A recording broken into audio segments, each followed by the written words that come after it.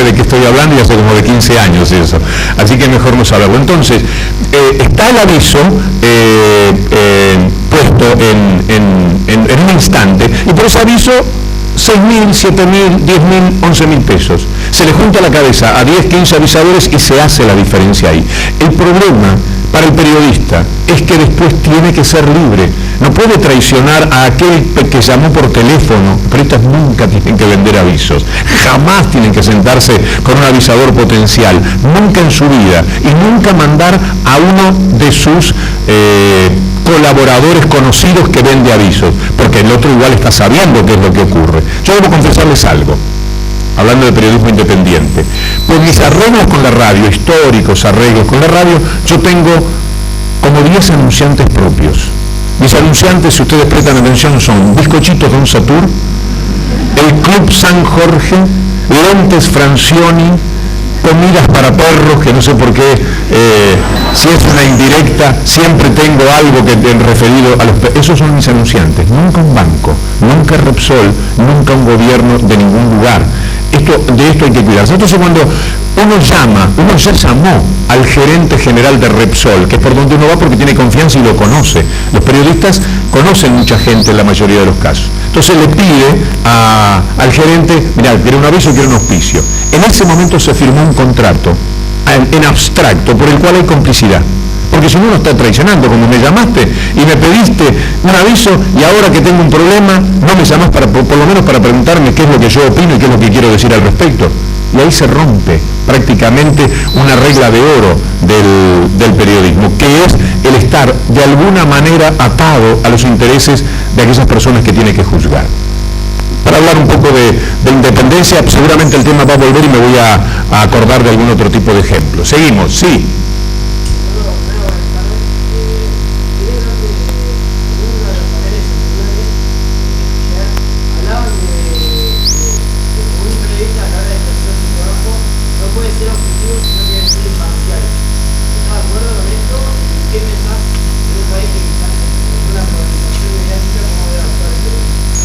La objetividad es el hecho en sí, lo que no se puede es mentir que lo que está ocurriendo, muchas veces. Los diarios tienen su filosofía, nacieron de derecha y nacieron de izquierda. Hasta hace 3 o 4 años poco problema teníamos en leer La Nación, por ejemplo, porque lo que decía La Nación era previsible en cuanto a la idea política, porque para eso nació, es un diario de derecha, de centro derecha, a veces en algunas etapas más de derecha, en otras etapas menos de derecha, un poco más de centro, pero era un diario que uno lo leía con la sensación de encontrar en general noticias que eran correctamente presentadas. Hoy día, desde hace algún tiempo, desde la ley de medios y sobre todo de la lucha increíble por el tema de papel prensa, los diarios tienen un comportamiento distinto. Entonces, hay muchas mentiras, muchas noticias que no resisten ni siquiera hasta el otro día. Hay noticias que se caen en 24 horas, algunas se caen en unas pocas horas. A mí me ha tocado poder trabajar en la desmentida de algún tipo de información. Esa es la pérdida de objetividad. El hecho es uno y concreto. Después le hacemos la lectura que cada uno tenga. El hecho es, por ejemplo, el gobierno de los Estados Unidos dice que la Argentina incumple con los lobbies, incumple con los fondos buitres. Esta es la verdad.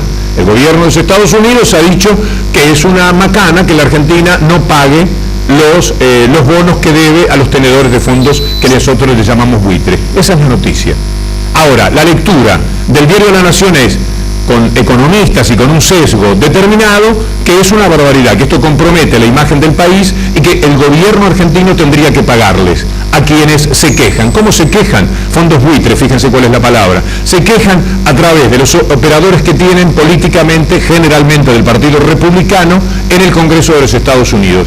En la negociación política, de vez en cuando Obama sabe que tiene que ceder algo, el Departamento de Estado, entonces exige a la Argentina un pago, y otro día, cuando esa presión afloja y cuando Obama no está necesitando algún tipo de voto o acuerdo, afloja la cincha con la que de alguna manera pueda querer someter al gobierno argentino.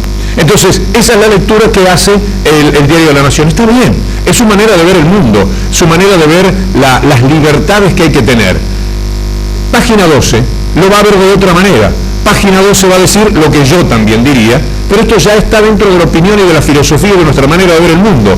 Yo digo, es una vergüenza que tengamos gente que desde adentro de cada uno de los países acepta trabajar para que cobren aquellos tenedores de fondos buitres que son la peor especie económica que hay en el mundo. Son nefastos, son los que compran deudas de los países que están quebrándose por motivos económicos que ellos mismos impulsaron a través, por ejemplo, del Fondo Monetario Internacional.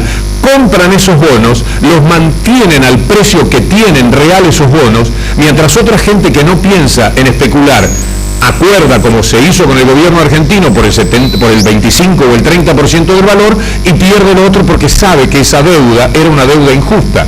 Pero los tenedores de bonos de los fondos buitres se quedan con los bonos, y con esos bonos en la mano presionan y pagan y compran, por supuesto, a quienes dentro del Congreso van a trabajar para presionar al gobierno de los Estados Unidos para que haga pagar los fondos.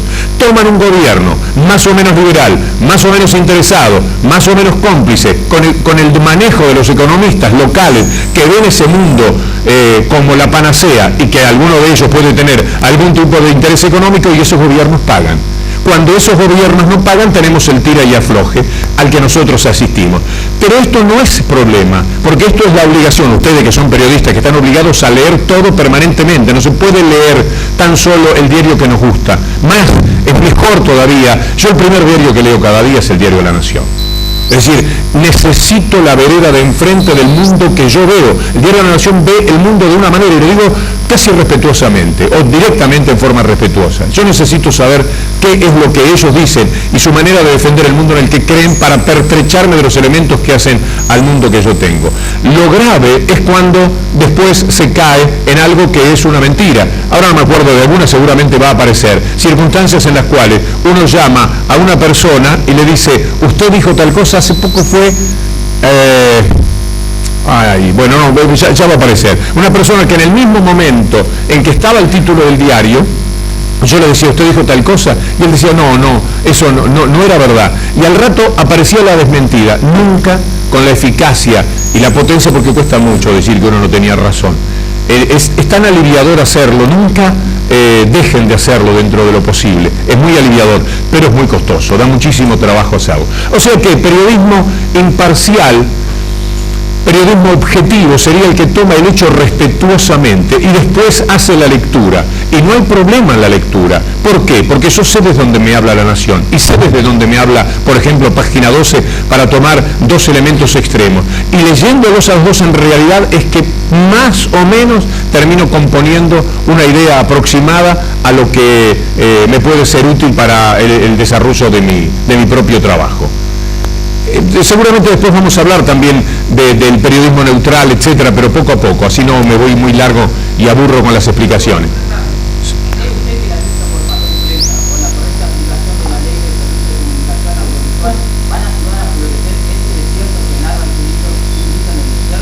Sí, un mundo más justo, un mundo con medios de comunicación, que no sean los defensores de intereses del neoliberalismo, que son los medios dominantes que normalmente tenemos en la Argentina y en América Latina, y podría decirse en el mundo entero. Ellos tomaron el mundo en sus manos y le pusieron los medios de comunicación para que digan lo que a ellos les conviene. Fíjense que es increíble lo que pasa en Europa. Los mismos que hicieron el desastre son los que lo van a arreglar.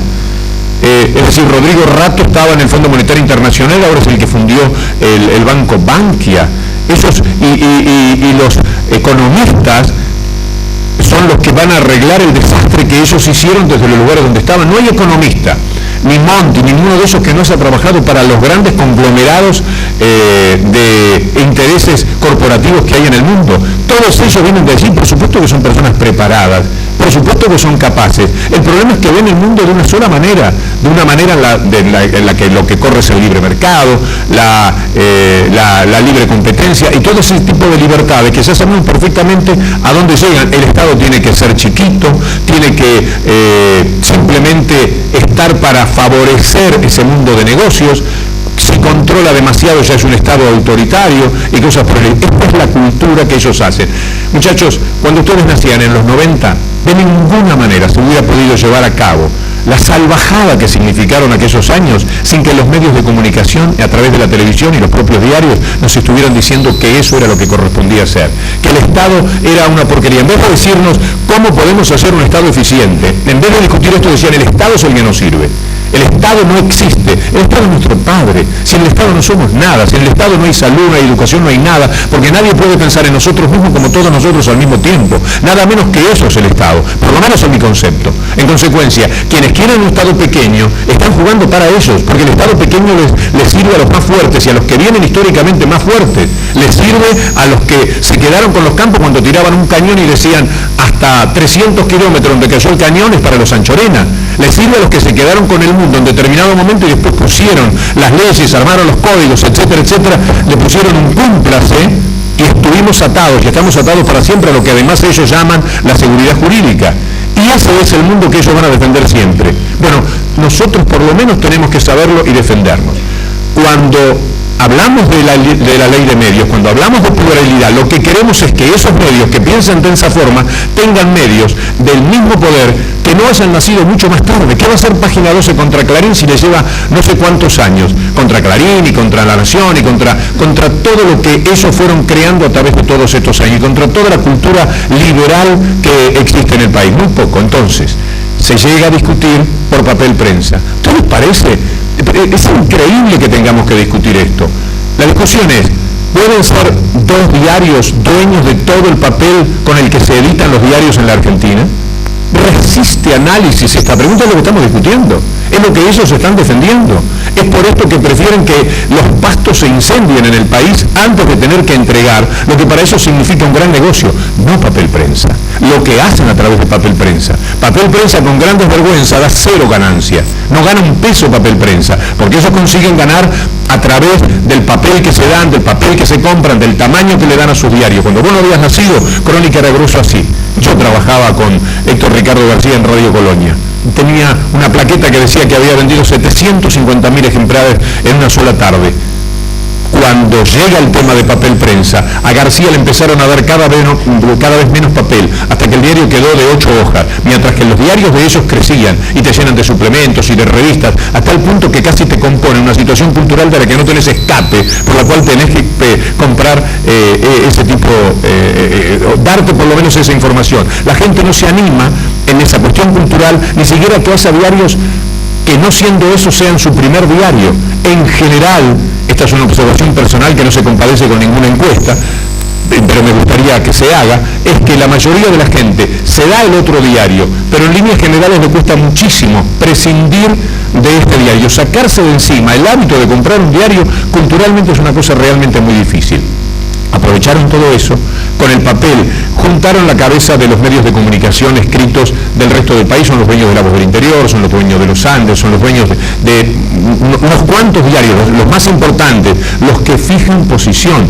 No les importa si ganan dinero o si no ganan dinero, les importan los negocios que pueden conseguir con esto. Yo no sé si Clarín en este momento es un negocio tan fuerte en sí mismo, el diario, pero Cablevisión, que lo consiguieron a través de las presiones de Clarín, sí es un gran negocio. Es el 70%, tengo entendido, de lo que el grupo genera. Y Fibertel, y todo lo que ellos consiguen yendo de visita a un político, a un gobernante, diciéndole, mire, no tenemos este proyecto. Anda a decirle que no a un proyecto de ellos y que al otro día te pongan en el título que no sacaste la basura, bueno, que no hiciste lo que correspondía que hicieses como funcionario, y que te persigan y que te hostiguen. Lo hacían con el fútbol.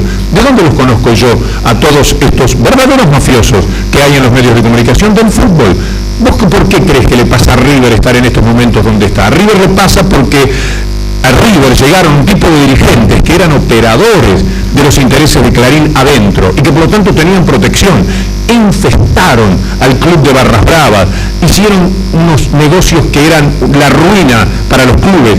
Posiblemente alguno de ellos haya tenido alguna actuación desdorosa, aunque esto me cueste más decirlo porque nunca uno puede encontrar las pruebas exactas de que esto haya ocurrido. Tenían protección, no se podía hablar contra ellos. No había manera de entregarles el castigo periodístico por parte de los periodistas que sabían perfectamente lo que sucedía. ¿Por qué? Y porque te venden protección, y si no, te dan castigo. Vos sos Gimnasia o Estudiantes de La Plata, que normalmente han tenido que estar alineados con el poder del fútbol. ¿Cómo haces para romper con los designios que te da la AFA? Si al otro día que vos digas que no al contrato hasta el 2014 que tenían para el fútbol, al otro día se te meten en la concentración y sacan a relucir las deudas que tenés con los jugadores en ese momento. Por ejemplo, por decirte algo, así se fueron quedando absolutamente con todo. Trasladá esto al mundo de los negocios más importantes. Ellos hacen absolutamente cualquier cosa, no tienen ningún problema. Las computadoras en la ciudad de Buenos Aires se entregaron por una licitación, maravilloso, licitación, se presentó uno solo, le hicieron para ellos. Dijeron que hay que poner en la licitación para que nadie más se pueda presentar. Y pusieron todo lo que era necesario. Entonces a veces hasta consiguen darte la ficción de que hicieron las cosas de acuerdo a lo que en materia de legalidad corresponde hacer. Por todo esto, si el papel no está en manos de ellos, la posición dominante me parece que andando el tiempo, porque esto no va a ser de un día para el otro, va a disminuir. Sí. Vamos a ver la de afuera. Perdón. ¿Qué opina del nuevo campeonato de primera? Del nuevo campeonato de primera de fútbol. El nuevo campeonato de primera. Está bien, yo no sé, los campeonatos se ven en lo que tienen de bueno y de malo andando.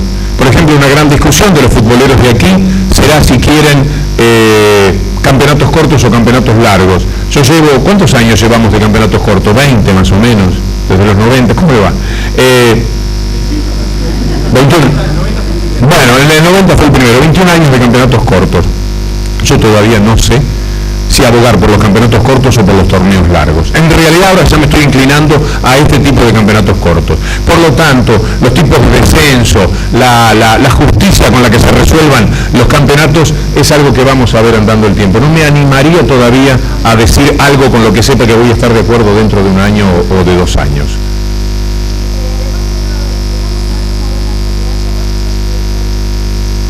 La participación de los jóvenes en el periodismo, con cualquier orden de la vida, es oxígeno. Es acercarnos a la posibilidad de los sueños. Ustedes no están contaminados. Están en la lástima que algunos se va a hacer adulto mal, pero si son jóvenes siempre, no es una... mire, yo trabajo con gente joven en general. El equipo mío de periodistas deportivos es de gente casi siempre muy joven, porque yo los vampirizo. Estar con la gente joven para mí es de alguna manera darme una inyección diaria de vitalidad, de risas. Me parece que es indispensable. Pero además la gente joven viene sin contaminación, viene sin interés, tiene muchísimos sueños. Hay que hacerse cargo de los sueños a veces de los jóvenes cuando quieren hacer un determinado tipo de periodismo. Y ahí se ve el grado de libertad que se tiene o no se tiene de acuerdo a lo que se le permite o no a los periodistas jóvenes. Pero vos me preguntás cómo veo la llegada de los periodistas jóvenes como una bendición. Sí.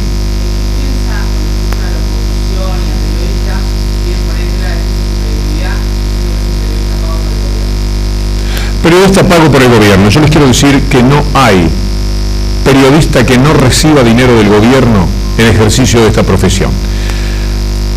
Los que dicen, además de trabajar muchas veces en función de las corporaciones, que no tienen nada que ver con los gobiernos, mienten. De la siguiente manera: la mayoría de las empresas privadas que hay tienen enormes cantidades de dinero del Estado.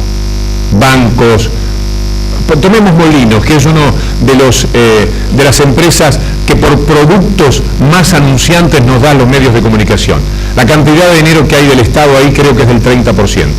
Dinero que manejan las empresas privadas, pero que es del Estado, es de todos. En consecuencia, no hay cheque mío o de cualquiera de los empleados de la radio donde yo trabajo y de todas las radios que no contenga una parte de lo que es el dinero del Estado. Después, el Estado, yo creo, cuando les dije que estos 3 años han sido maravillosos es porque también hemos tenido una enseñanza. Yo creo que la enseñanza es que el Estado tiene no solamente el derecho, sino la obligación de defenderse. El Estado, como tal, tiene un gobierno elegido por el pueblo. Esos gobiernos son elegidos con un ideal, son elegidos porque en el espíritu de la gente que lo ha votado anida un sueño. Ese sueño tiene que ser llevado adelante para corresponderse con la gente.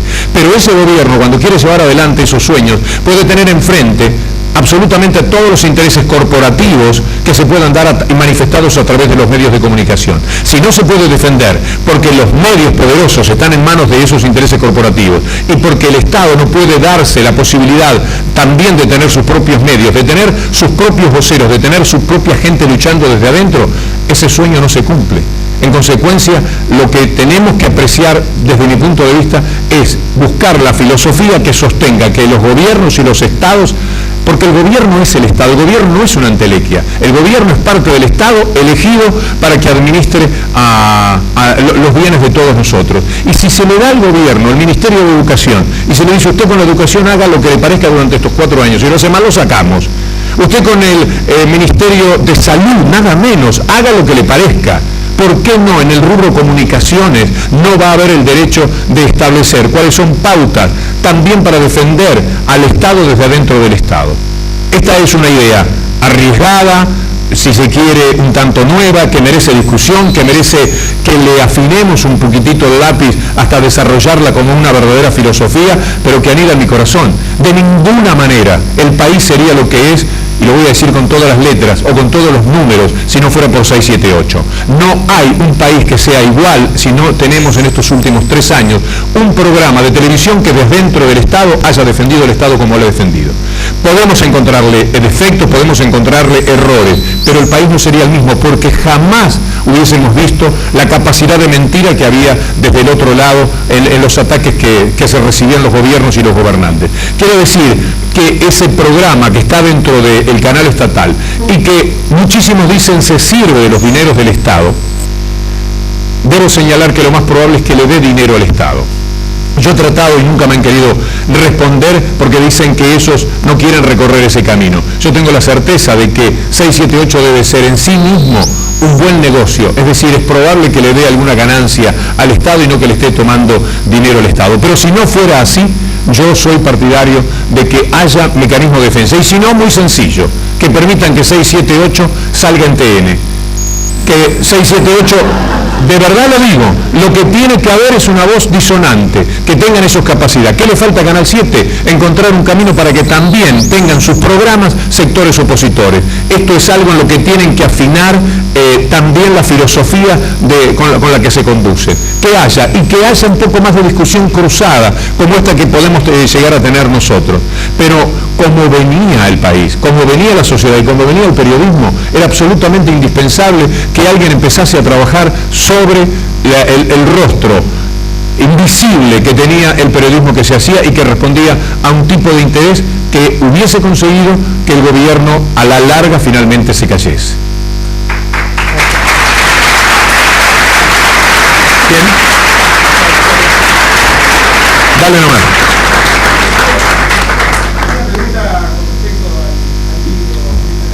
Sí.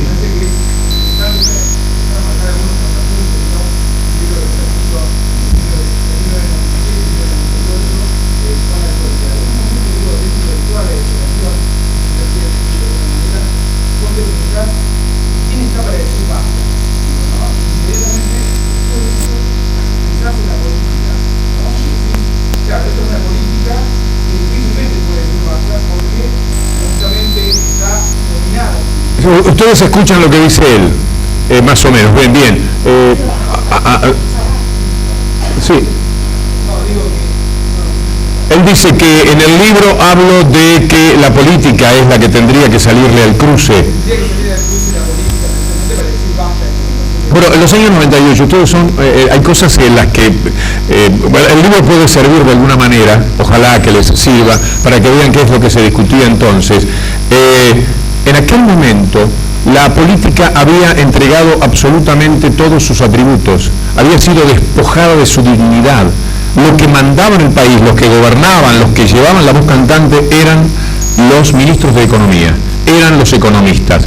En aquel momento, yo escribo el libro en el año 97, empezaba a hablarse de la necesidad de los cambios, etcétera, pero nadie se animaba a ir contra la convertibilidad, por ejemplo.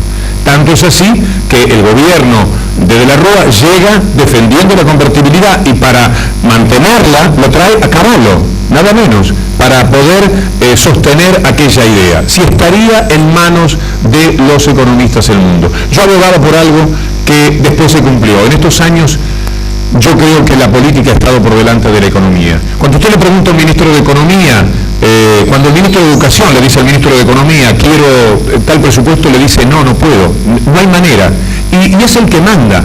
Tiene que haber alguien que desde la política le diga, hay que hacerlo, pero no puedo, tenés que hacerlo, porque para decir no, tengo 70.000 más. Tenés que buscar la manera de que sea que sí. Entonces la política, marcando cuál es la agenda, cuál es el camino que hay que recorrer. Y los economistas que vengan atrás, como elementos de consulta, como las personas que te pueden hablar desde la filosofía de la economía, etcétera. Pero como está demostrado que no sabían nada, porque si no, son unos genocidas. Como está demostrado que en los años 90, muchos de los cuales todavía están vigentes, no supieron nada lo que decían ni lo que hicieron, dejemos actuar también a la política.